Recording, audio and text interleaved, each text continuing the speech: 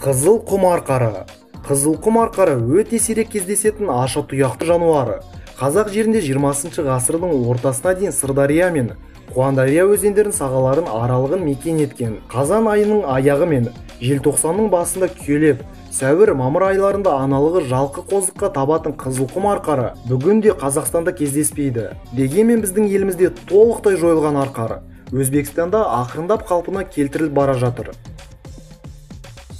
Тоғай бұғысы. Бұғының бұл түрі өзен жайылмаларындағы қамыс тоғайларда өмір сүреді. Қазақстанда 20 ғасырдың аяғына дейін Сырдария өзенінің бойын және оның Қызылорда қаласына кіретін жеріне дейін мекендеген. Дене мөлшері шағын, шоқтығының биіктігі 120 см болып келеді. 20 ғасырдың басында тоғай бұғысы елімізде толығымен жойылып, қара кітапқа енген. Қабылан, яғни гепард.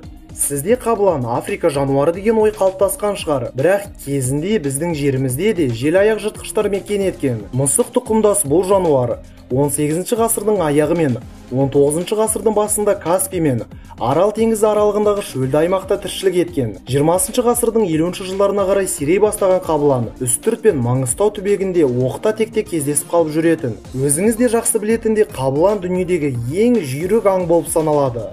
Желмен жарыса білген жыртқышты қазақ даласын билеген хан сұлтандар қолға үйретіп, аңға салған еді. Әрине қабыланның терісі өте бағалы болғандықтан ол көп ауланған. Солай уақыт өткен сайын бұл жануардың түрі елімізде азайып, кейін мүлде жойылып кеткен еді.